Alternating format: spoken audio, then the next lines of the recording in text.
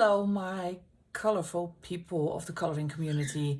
Welcome back to my cozy coloring space.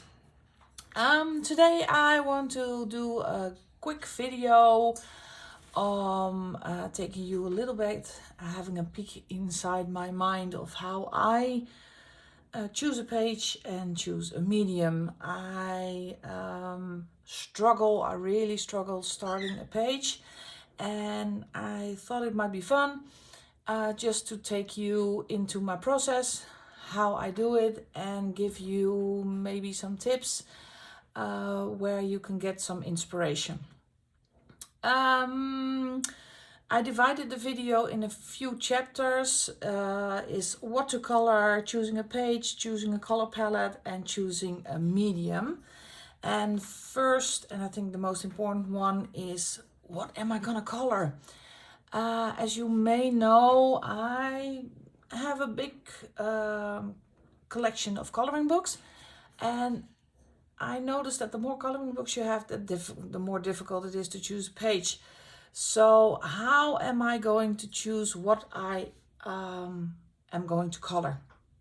First of all, at the beginning of my coloring journey, with the launch of my YouTube channel, I decided to choose 24 focus books for the year 24.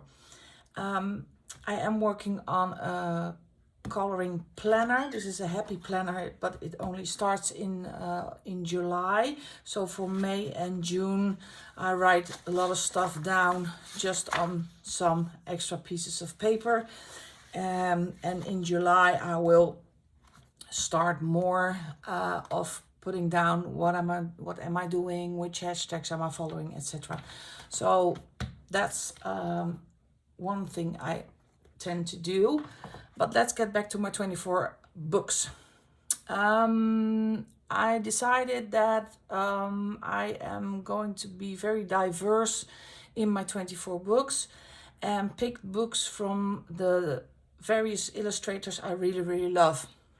So for instance, this is a Christine Karen book, Love the Faces. It's a grayscale.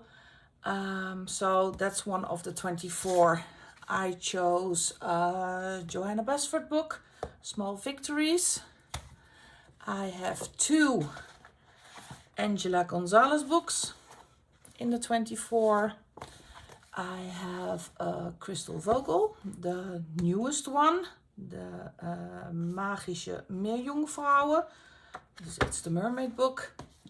I have Coloriage Wild #1. Of course, a Lulu Mayo. I think one of the most popular books right now in the coloring community is Boule de Poil from Diane Dufour. I chose one from Hannah Carlson, which is Cottage. I chose one from Rita Berman. And also one from Maria Trolle, Luna. And I just picked the illustrators I really love and just picked a random book that at that moment I thought I will want to color in that for the next year. I picked Mythic World by Kirby Rosen, Petit Poupée from Art Therapy. I also chose a mythographic, and I really love Cosmic Spirit. Haven't colored in this yet, so that's why it's also a focus book. I picked Spooky,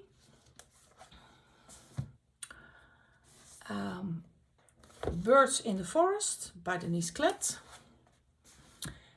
and Seasonal Wreaths and Plants and Friends. I'm not really a flowery person, but this one really spoke to me because of the seasonal theme in the book.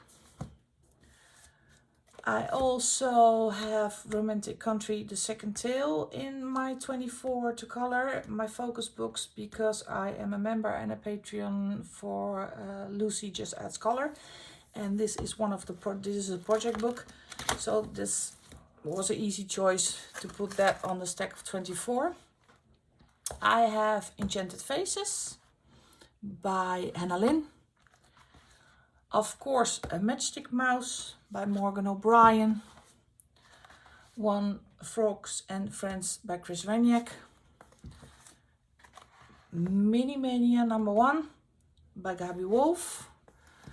And this one has to be in my favorite ones. That's A Frog's Tale by R.J. Hampson. I have one from Teresa Goodrich. It's Gnome Sweet Gnome. I have Tatiana Bogima, Nice Little Town 13. And of course, I have Camellia in Jukova. As you can see, it's a very big stack of books. I do not plan on finishing all 24, but these are the books. If I want to color something, I pick from this stack first. Of course, I do color in other books that I have, but these are at the top of the pile. As you may have noticed, there are also a lot of books that are linked to hashtags.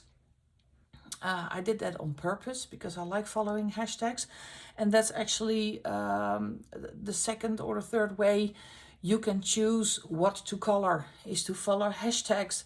If you go to Instagram and you go to Nurma Coloring or Passionista Colorista, every month they publish on their Instagram what hashtags there are, and you can follow them.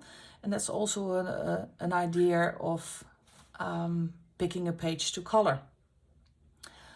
What I also do sometimes is follow a color along.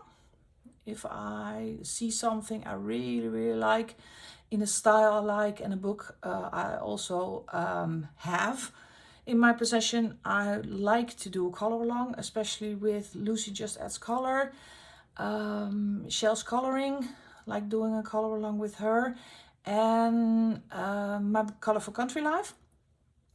Karen, I really love following a color along, and that's also an idea to get some inspiration what to color. You can do seasonal coloring for Christmas in July. We just had, we're not finished yet with Mermaid, but that's also a good way to get some inspiration of what to color. There's some, it depends on what mediums you want to use. I think that's very important for me. Sometimes I turn it around and I get the idea I want to use watercolors. And that is leading for which book I'm gonna pick, because not every book can have watercolor. So that also narrows down the choices I have. So that's very important. And of course, it depends on your mood. What is your mood like? Do you want to color simple coloring like chibis or kawaii? Or do you want to be more intricate like the Kirby Roseanne books or the Joanna Basfords? Would you like to do florals, or would you like to do animals or portraits? It all depends on your mood. I think that is very important, what you like to color. But I know choosing a coloring page, if I look at myself, I find it very difficult. So I use all these little tips and tricks for myself to choose a coloring page. When you have found a book, then you have to find the page. What I do is I flip through the book. Let me take one. I haven't colored in yet. Let me see. I've colored in that one. I've colored in that one. For instance, the Matchstick Mouse one. I don't think I colored in this yet. No. What I do is I let the book speak to me. I flip through the book. I know I want to do a Matchstick Mouse because my mood says I want to do a less intricate book. And it's one of my focus books, so that's an easy pick. And then I just flip through it. Because we have Mermaid, I don't want to color a lot of water, so well, this one speaks to me. That's the easy one because I'm Dutch. So tulips and windmills, that's easy one. So this page speaks to me. This is the page I want to color. So that's how my brain works. You can also choose to go front to back. That's also, but usually sometimes there is a page within a book it just doesn't speak to me. So I want to skip that. So front to back does not work for me. Next step, you have your book, you have your page. What color palette are you gonna use? Usually I color, how I call that, on the fly. Though I don't choose a color palette. I just choose a medium I want to work with, and I just color what comes to mind and what I think what colors will go good together. I have a color wheel. I actually never use it. It's somewhere in a drawer, and I just do what I like. When I just don't know what color palette, I go to Pinterest and look if I can find a color palette. And of course I have the color cubes. Let me get one. You have seen them before.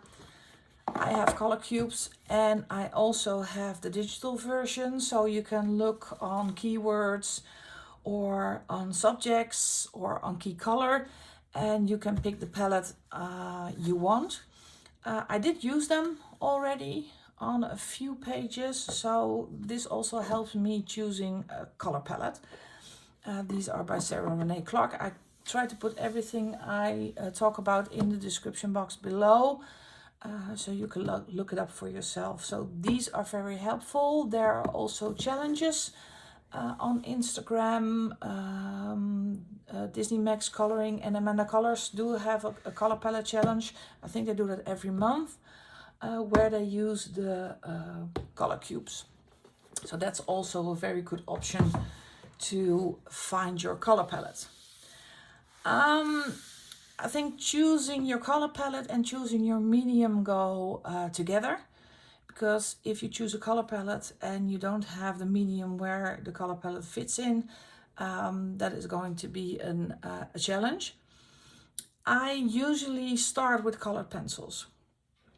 I have a few sets of colored pencils. My favorites are, of course, Prismas, Polychromos, Pablos, but also the Square Brute Funers, Star Joy Gold, and Castle Art. It also depends on the paper. What paper is the book made of? Amazon paper. I don't like Prismas on Amazon paper. I like a hard pencil like the Polychromos on Amazon paper, but that's a personal favorite. So that's very important. It's also important paper. Where is the book made of? Amazon print. Is it Amazon print? Is it single-sided? If it's single-sided, I tend to use alcohol markers to base and colored pencils for the shading. That's my main medium I use, so alcohol markers, colored pencils.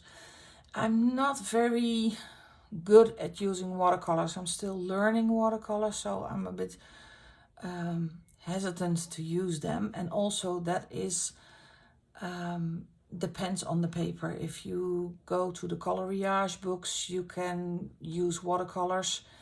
I think the Kirby Roseannes take water very well.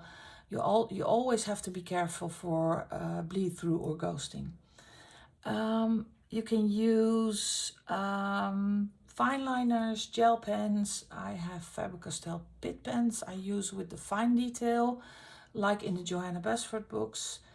And I also use, but that's for backgrounds, gel crayons, oil pastels, palm pastels.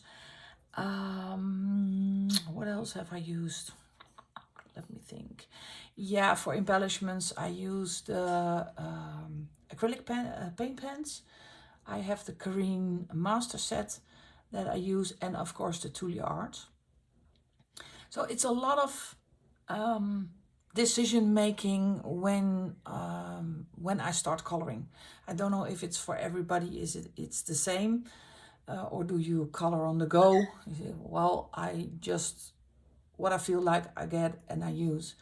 For me, it's sometimes a struggle what to color, so I'm very happy to be part of the coloring community, so I can follow hashtags, I can follow color alongs.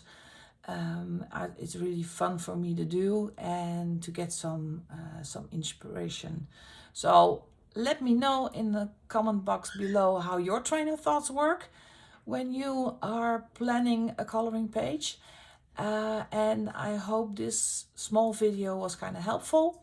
Thank you very much. And if you like this video, please hit the subscribe and the like button. And I thank you in advance for supporting the channel. And I will see you in the next one. Have a really, really great day.